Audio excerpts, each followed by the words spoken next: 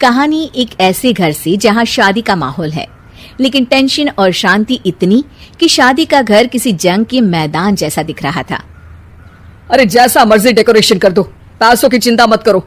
इतना पैसा जब लड़के वालों को दे दिया तो फूल वालों को देने में मुझे क्या दिक्कत है? अरे धीरे बोलो ना, साफ लग रहा है कि फ्रस्ट्रेटेड हो। अरे तुम तो चुप ही रहो। एक बेटी संभाल नहीं पाई। सारा दिन मैं काम पर जाता था, सोचता था घर पर बच्चों को अच्छे से संस्कार मिल रहे होंगे, लेकिन नहीं, मैडम को तो अपनी किटी और फैशन से फुर्सत मिले तब ना। माँ चुपचाप वहां से चली जाती है। समझ में नहीं आता कि आखिर शर्मा खानदान में हो क्या रहा है। कल तक चिड़िया सी फुदकने वाली शीना की शादी यूं अचानक एक मोटे काले लड़के से क्यों हो रही है? शीना कमरे में हाथ में गुड़िया लिए बोलती है, मेरे साथ जो हो रहा है ठीक हो रहा है। तुम तो सब जानती हो, साहिल मेरे लिए भगवान है। अब जब वही नहीं मिला तो फिर कोई भी हो, जिंदगी ही तो जीनी है, जी लेंगे। बाहर शीना की बुआ किसी से बात करती है। अरे मोटा नहीं, उसे तो खाते पीते घर का कहते हैं। अब ओबेरॉय का नाम भी किसी को बताने वाली बात है। उनका इकलौता लड़का तो करोड़ों की स्वामी तो है ही। अरे हमारी शीना बिटिया तो रानी बनेगी, रानी।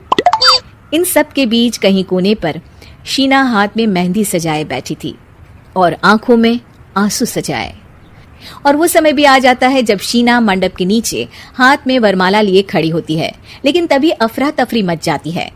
कोई कहता है, अरे लड़के की माँ को हार्ट अटैक आ गया। अरे अच्छी खासी थी, कैसे हो गया?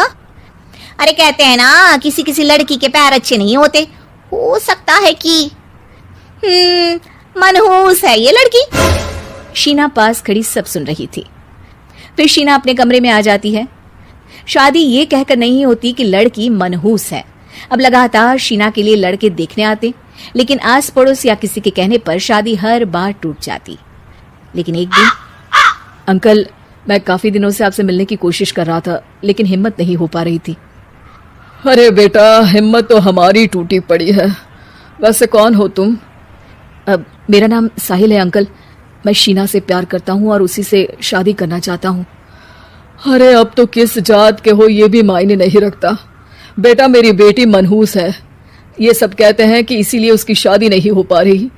अगर तुम शादी करने को तैयार हो तो ठीक है। शीना की शादी साहिल से हो जाती है। अगले दिन साहिल की माँ का देहांत हो जाता है और एक बार फिर लोग शीना को अपशकुनी कहने लगते हैं। अरे खा गई दीदी को ये। अरे क्या जरूरत थी साहिल किसी मनहूस को घर लाने की? पर बुआ, माँ की तो तबीयत पिछले कई साल से खराब थी। डॉक्टर्स ने जवाब दे दिया था। क्या पता ये भी उनका सौभाग्य हो कि वो बहू का मुंह देख पाई। अरे बहू का मुंह देख पाई, या ये कह लो कि बहू का मुंह देखते ही स्वर्ग लोक सिधार गई। खैर, हमें क्या, घर तुम्हारा है, हम तो चले। अब शीना को खुद पर ही शक होने लगता है कि कहीं सच में वो अपशकुनी तो नहीं। साहिल, हम दोनों की शादी नहीं हुई होती तो अच्छा था। देखो ना, कैसे पहले मेरी शादी टूटती थी और अब तुम्हारी माँ भी। अरे ऐसा कुछ नहीं होता शीना, अपशकुनी वगैरह कुछ नहीं होता। ये सब तो ईश्वर के खेल हैं। वो शादी तुम्हारी इसलिए टूट गई क्योंकि तुमको मेरी पत्नी बनाना था, और माँ का जाना तो तय था। वो काफी बुजुर्ग थी, साथ ही एक ऐसी बीमारी से जूझ रही थी जिसमें डॉक्टर्स भी उन्हें नहीं बचा पाते। शीना साहिल की बात सुनकर तसल्ली कर लेती है और वहां से चली जाती है। अगले दिन, शीना, अरे ओ शीना। क्या हुआ? उफ, कहीं फिर मेरी वजह से कोई नुकसान? अरे नहीं नहीं शीना, तुम जानती हो जिस प्रॉपर्टी के केस को हम बरसों से लड़ रहे थे उस पर फैसला आ गया, वो भी हमारे हक में। अब हम करोड़पति हो गए शीना। शीना शांत रहती है। अरे क्या हुआ? करोड़ पत्नी बनकर तुमको खुशी नहीं हुई? शीना की आंखों में पानी आ जाता है। चलिए जी, कुछ तो अच्छा हुआ मेरी जिंदगी में आकर आपके साथ।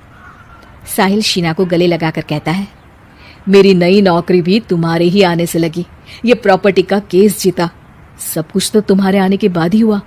फिर तुम मनहूस कैसे? ये सुनकर शीना खुश हो जाती है।